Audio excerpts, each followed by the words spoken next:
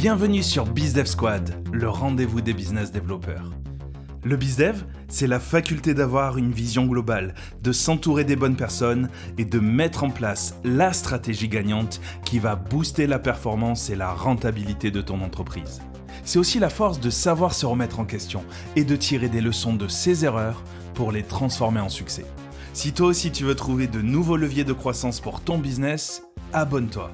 Quelle que soit ton activité, tes futurs projets ou la taille de ton entreprise, ce podcast va t'apprendre des stratégies BizDev que tu pourras appliquer pour faire performer ton business. Je suis Jonathan Sardo, entrepreneur, et je vais partager avec toi chaque semaine des expériences incroyables de BizDev qui vont te donner de précieux conseils pour faire grandir ta stratégie commerciale. Si cet épisode te plaît, tu peux le partager ou lui laisser 5 étoiles sur Apple Podcast. Bienvenue sur ce nouvel épisode de BizDev Squad et aujourd'hui on va parler d'activités réglementées. Pourquoi ? Parce qu'en fait quand on lance un business qui nécessite des agréments ou des certifications, c'est toujours la galère. On ne sait jamais par quel bout commencer et c'est assez compliqué de retrouver les bonnes informations. Donc c'est la raison pour laquelle aujourd'hui j'ai invité Nadia Mati de 4F Sécurité qui va nous aider à y voir un peu plus clair dans tout cela. Donc Nadia, bienvenue sur cet épisode de BizDev Squad. Bonjour, merci de m'accueillir. Tu avais une casquette de juriste par le passé, et là, tu viens de lancer ta propre entreprise. Alors, est-ce que tu peux nous en dire un petit peu plus sur c'est quoi ton activité, comment tu en es arrivé là aujourd'hui ? Bon, moi, je suis diplômée, j'ai un master 2 en droit. Donc, effectivement, j'étais juriste pendant toute ma carrière. Pendant le confinement, du coup, je ne savais pas si j'allais reprendre mon activité de juriste ou si j'allais me lancer dans l'entrepreneuriat. Et avec Mourad, on a réfléchi à ça. On a commencé à s'intéresser justement à la sécurité privée parce que c'était son domaine. Il est technicien en système anti-intrusion. Et du coup, c'est là qu'on s'est un peu pris la tête dans les réglementations. Pour que ça soit bien clair pour nos auditeurs, Mourad, c'est qui exactement ? C'est ton associé, c'est ça ? Ouais, c'est mon associé qui du coup s'occupe de la partie technique. D'accord, donc lui il est technicien et toi tu fais toute la partie paperasse, tous les trucs compliqués. Paperasse administrative, juridique, et là je suis en train de me former sur le commercial. Alors dis-nous un peu plus Nadia, comment on peut y voir plus clair dans toutes ces réglementations ? Imaginons que moi j'ai un projet là de me lancer dans un business qui nécessite une réglementation, comme par exemple pour vous tout ce qui est alarme, vidéosurveillance, etc. Ou une autre, SAMU par exemple. C'est quoi un peu les grands principes, les grands axes qu'il faut respecter quand on veut se lancer dans une activité réglementée ? Pour moi, la méthode, elle est plutôt simple dans le sens où on pourrait partir sur plein de chemins différents et ne pas s'y retrouver. Mais le plus simple et ce qui a été le plus efficace en tout cas, c'est de voir qui donne l'agrément ou la certification. Vraiment de s'intéresser à l'organisme et de voir ensuite de l'organisme qu'est-ce qu'il faut faire. Et pas commencer par chercher des formations, etc. Et prendre vraiment le train par la tête, c'est-à-dire donc aller voir l'organisme qui donne l'agrément ou qui donne la certification et s'assurer de ce qu'on va faire et dans le bon chemin, dans le bon ordre. Et c'est ensuite qu'on attaque les étapes. Après, c'est difficile de parler de manière généralisée parce que la sécurité privée ou les ambulances ou les taxis, c'est complètement différent. Mais c'est vrai qu'il y a toujours un organisme qui délivre l'attestation ou le sésame. Et je pense que c'est dans ce chemin-là qu'on doit aller. Ça, c'est très important. On part, c'est toujours pareil, on part de ceux qui ont l'information. C'est ceux qui donnent la certification qui peut-être peuvent nous conseiller sur la méthodologie à adopter, dans quelle direction. Mais il faut avoir d'abord cette info pour pouvoir après planifier la suite. Alors la première question que je vais te poser, c'est où c'est qu'on peut trouver cette info en général ? Est-ce qu'une simple recherche sur Google, ça suffit ou est-ce qu'il y a d'autres choses à faire en fonction de l'activité ? En fonction de l'activité, sur Google, on peut se perdre parce qu'il y a beaucoup de choses. Il y a vraiment beaucoup de choses. Après, il y a les chambres consulaires, donc chambres de métier, chambres de commerce. Et ça donne pas mal d'informations. Nous, dans notre activité, on est rattaché aux 2 chambres parce qu'on a une activité artisanale et commerciale. Et les règles n'étaient pas les mêmes. Donc il faut vraiment, je pense, utiliser ces organismes-là et ces chambres qui existent et qui sont à notre service plutôt que d'aller chercher sur Internet. Donc vous, par exemple, dans la sécurité, c'est qui a pu vous accompagner ? Dans la sécurité, déjà, pour la petite histoire, nous aussi, on est passé un peu sur Internet au départ en disant, créer une entreprise de sécurité privée. Et là, on s'est rendu compte qu'il fallait un agrément. Après, on s'est rendu compte qu'il en fallait un deuxième. Et donc on s'est dit: «Bon, qui c'est qui délivre l'agrément?» Donc pour notre activité personnelle, c'est, le CNAPS, donc c'est le Conseil national des activités privées de sécurité. Et donc une fois qu'on avait ces 2 informations, il fallait un agrément et qu'il était délivré par le CNAPS, évidemment on s'est référé au site internet du CNAPS pour voir comment on pouvait obtenir cet agrément. Donc en allant sur le site du CNAPS, on s'est rendu compte que pour avoir cet agrément, il fallait suivre une formation dirigeant d'entreprise de sécurité. Et là, pareil, il fallait regarder quelles étaient les formations qu'on pouvait suivre. Quelle était la formation, qui était l'organisme de formation, enfin voilà, combien ça allait coûter, etc. Et là encore, sur le site du CNAPS, on avait des informations, mais elles n'étaient pas forcément à jour. Pour la petite histoire, moi j'avais contacté un centre de formation et je me suis rendu compte, enfin j'ai appris par la suite que cet organisme n'a pas eu sa certification renouvelée.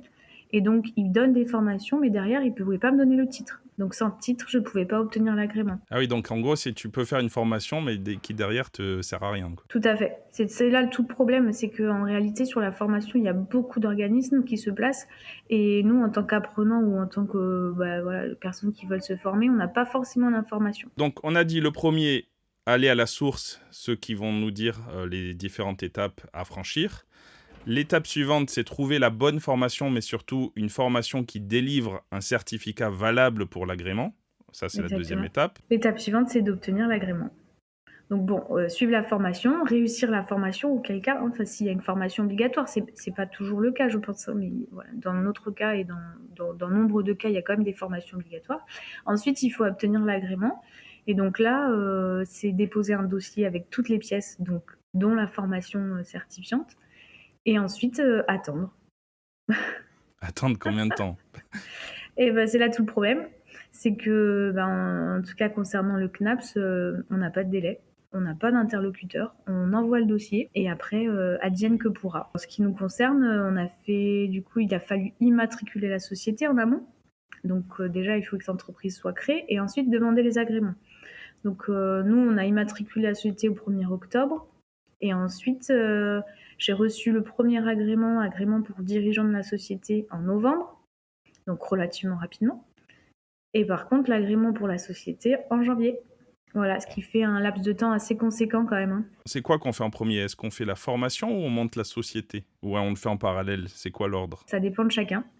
Sachant que dès qu'on crée une société, on a des charges qui sont liées à la création de la société. On peut créer la société quand on veut, mais tant qu'on n'a pas l'agrément, on ne peut pas facturer. Donc, vaut mieux attendre un petit peu, quoi. Il vaut mieux attendre le plus tard possible, mais prévoir ce délai quand même, parce qu'il y aura toujours ce délai qu'on ne pourra pas imputer entre la création de l'entreprise et l'obtention de l'agrément. Quand on préparait cette interview, tu parlais aussi de trésorerie. C'est quoi les problèmes avec la trésorerie? Il y a le premier problème lié aux frais de la formation ou aux frais de l'agrément.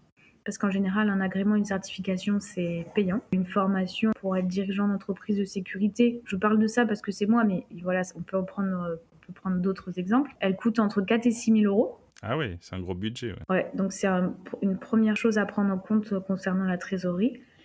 Et après, il y a aussi le laps de temps, comme je te disais tout à l'heure, entre le moment où tu crées ta société, qui est obligée d'être existante pour obtenir un agrément, et le moment où tu vas recevoir l'agrément et donc tu vas pouvoir facturer. Et ça, il faut survivre pendant ces mois-là, enfin ce temps-là. Une fois que tu as obtenu ton agrément, après, est-ce que tu peux exercer tout de suite ou est-ce qu'il y a des choses à faire encore? Alors une fois que tu as obtenu ton agrément, tu peux en principe commencer tout de suite. Par contre, il faut être vigilant parce que l'agrément, c'est quelque chose qui se maintient en vie, on va dire. Donc un agrément, en général, c'est délivré pour une durée déterminée. Donc il faut penser à le renouveler. Et surtout, s'il y a quelque chose qui change dans la société, ne serait-ce que le siège social, il faut avertir l'organisme qui nous a donné l'agrément pour tenir à jour. D'ailleurs, tu me disais qu'il y a certaines sociétés qui sont pas à jour, c'est ça? Tu avais une anecdote à nous raconter. Ouais, il y a pas mal de sociétés, on se rend compte, qui exercent sans agrément. Oui, après, j'ai une anecdote assez banale, on va dire, dans le milieu de la sécurité privée. C'est une entreprise qui travaille qui vend de l'alarme, qui vend des caméras, qui raccorde à la télésurveillance et qui n'a pas d'agrément, donc qui ne peut pas faire ça. Et donc, comme elle n'a pas d'agrément, l'objet social de la société, c'est pas de la sécurité privée ou de la surveillance, mais c'est de la vente à domicile. En réalité, on se rend compte là, au fur et à mesure qu'on avance dans le monde de la sécurité, qu'il Il y a des vendeurs à domicile qui vendent de l'alarme, il y a des électriciens qui font des raccordements à la télésurveillance, alors que ça, c'est censé être des activités réglementées. Donc effectivement, là, il y en a qui jouent pas le jeu. Après, bon, bah, c'est comme ça et c'est partout comme ça. Il y a des contrôles et quand on n'a pas de contrôle, bah, on profite de l'aubaine, quoi. Pas vu, pas pris. Ouais. C'est ça. Mais j'aimerais qu'on aborde ce point quand même. C'est quoi les risques à deux niveaux? Quels sont les risques pour une société qui exerce une activité réglementée sans avoir la certification? Ça, c'est le premier risque que j'aimerais qu'on aborde. Et le deuxième, c'est quels sont les risques pour le client qui fait appel à une société? Est-ce qu'il y a des risques pour lui ou il n'y en a pas vraiment? Bah, s'il y a une réglementation, c'est que l'État et que le gouvernement a voulu légiférer sur le sujet. Ça veut dire que soit c'est une activité spéciale qui nécessite des autorisations, enfin c'est forcément une activité spéciale qui nécessite des autorisations, parce que soit c'est un sujet un peu sensible, soit il y a une population à protéger derrière. Donc si on n'a pas l'agrément, c'est une atteinte à la réglementation, et là tu as des sanctions administratives et financières qui peuvent s'appliquer. Pour le client, c'est pareil, parce qu'en réalité, c'est le donneur d'ordre. Donc si demain, moi, j'ai une pharmacie et que je fais appel à une entreprise, bah, c'est à moi de m'assurer que l'entreprise a bien son agrément, a bien des salariés déclarés. Enfin, après, voilà, c'est de notre responsabilité à tous. Donc un donneur d'ordre, il peut tout à fait être mis en cause s'il n'a pas vérifié que l'entreprise avec laquelle il travaille est en règle. Ah, ça, c'est très important à savoir, c'est que il faut vraiment, même quand on est client, demander, c'est ce que tu me disais, hein, demander de voir les agréments de la société, quitte à peut-être en faire des copies, pour être vraiment en norme et pour ne jamais avoir de problème. Tout à fait. Que ce soit des clients particuliers ou professionnels, il faut absolument demander les autorisations et même s'assurer que les personnes qui interviennent sur nos sites soient des personnes déclarées, en règle par rapport à la situation, enfin, au droit de séjour et par rapport au droit du travail. Mais de manière générale, du coup, là, on s'éloigne un peu du sujet, mais de manière générale, ça permet de rappeler aussi qu'on a tous une responsabilité à jouer et que c'est pas parce qu'on a signé un truc et que la société sur le papier, elle avait l'air réglo, mais on n'a cherché aucune information sérieuse derrière, on peut tout à fait être mis en cause. L'autre fois, je parlais avec Mourad, il me parlait de JO, des Jeux Olympiques, et qu'il y avait des soucis Ouais. avec des sociétés qui n'étaient pas réglementées. Tu peux nous en dire un peu plus? Ouais, bah, le souci avec les JO 2024, c'est que en réalité, la sécurité privée, elle manque de main-d'œuvre parce que c'est un métier qui fait pas rêver. C'est un métier où les agents de sécurité, ils sont payés au ras des pâquerettes. Ils travaillent dans des situations très compliquées, la nuit, dans des situations précaires. Donc déjà, il n'y a pas de main-d'œuvre. Ensuite, le problème de la sécurité par rapport au JO, c'est que c'est un gros événement. Donc il va falloir mobiliser tous les agents qui sont déjà présents sur d'autres sites pour les mettre sur ce problème-là. Il y a un problème de qualification, de réjouissance dans le travail, et du coup, il y a personne qui veut y être. Personne ne veut y être. Donc dans ce cas-là, d'une part, on va chercher des gens qui ne seront pas qualifiés ou qui n'auront pas leurs autorisations. Et aussi, il y a aussi une question de budget. C'est toujours la même chose, hein, c'est le nerf de la guerre. Hein. C'est que les marchés publics, les organisations, les collectivités territoriales, elles veulent réduire leurs coûts. Et donc là, quand on est une entreprise de sécurité, c'est simple. Soit on embauche des gens non déclarés et on arrive à suivre, soit on a des gens déclarés et en règle, et là, nos prix sont trop hauts et on n'est pas pris. Donc c'est un gros problème pour les JO parce que c'est un événement qui va montrer les failles en fait de la sécurité, parce qu'aujourd'hui on ne le voit pas parce que c'est disparate, mais au niveau des JO, là, ça risque de faire mal. Chez nos auditeurs, s'il y a des sociétés qui font de la sécurité, écoutez ça, soyez bien attentifs à ce qui va se passer dans les JO, parce qu'il y a des problèmes qui risquent d'émerger, donc des business derrière aussi qui peuvent éclore. Merci beaucoup Nadia. Si je résume, tu me dis si j'ai bon. Au début, on va chercher ceux qui savent, on va leur demander un peu toutes les étapes qu'il faut franchir. Donc ça peut être la chambre des métiers, la chambre de l'industrie, d'autres acteurs comme ça. Ensuite, on va devoir suivre des formations, mais attention, il faut que ce soit des formations qui donnent lieu à des diplômes qui permettent d'avoir la certification derrière. Ensuite, on peut se faire immatriculer. Dans l'idéal, il vaut mieux attendre d'avoir passé la formation avant de se faire immatriculer pour économiser la trésorerie. En parlant trésorerie, en avoir un peu d'avance parce que y a des coûts liés à ça. Et ensuite, ça prend quelques mois, mais une fois qu'on a notre agrément, on peut commencer à travailler. Tout à fait. Ça va, j'ai bien compris, j'ai bien résumé? Tu super bien compris. Après, ne pas oublier de mettre à jour et de faire vivre aussi cet agrément, c'est-à-dire qu'il se renouvelle et qu'en cas de changement important dans la société ou dans la structure, il faut absolument mettre à jour les infos, quoi. Exactement. Il faut payer les mises à jour. C'est un Ouais. peu comme en informatique. C'est ça. Excellent. Merci beaucoup, Nadia. Où est-ce qu'on peut te retrouver, toi, un peu Merci sur à les toi. réseaux? Dis-nous un petit peu plus. Sur LinkedIn essentiellement. Après, on communique un petit peu sur Facebook et Instagram, mais c'est pas le meilleur de notre présence.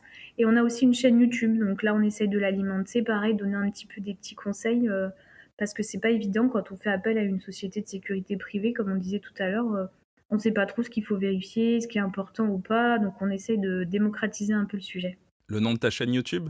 4F Sécurité, sans surprise. Tout 4F Sécurité. De toute façon, dans les ressources du podcast, dans la description, je mettrai tous les liens. Et tu as une super interview aussi, toi et Mourad, qui a été faite par Kevin Payette, qui était notre premier invité dans le podcast. Donc, chers auditeurs, n'hésitez pas à aller la voir. Je te remercie énormément, Nadia, pour toutes ces infos. Ça permet d'y voir plus clair. Avec plaisir. Au moins, on sait quelle étape suivre pour pas faire les choses dans le désordre et pas avoir de mauvaises surprises aussi. Et restons attentifs tous les problèmes qui vont découler des JO, ça va être très instructif. Merci beaucoup, Nadia. Merci à toi, Jonathan. À très bientôt. Et n'hésitez pas à mettre un commentaire sur Apple Podcast et sur Spotify et de dire quel invité vous aimeriez voir pour la suite. À très bientôt dans le prochain épisode de BizDev Squad. Tu es encore là ? C'est sûrement que cet épisode t'a plu. J'espère qu'il t'aura aidé à comprendre que toi aussi tu peux utiliser le BizDev pour faire rayonner et performer ton business. Conjugué à du marketing et du growth, il devient une arme redoutable pour aller à la conquête de ton marché. Je te dis à bientôt sur BizDev Squad, le podcast des business développeurs.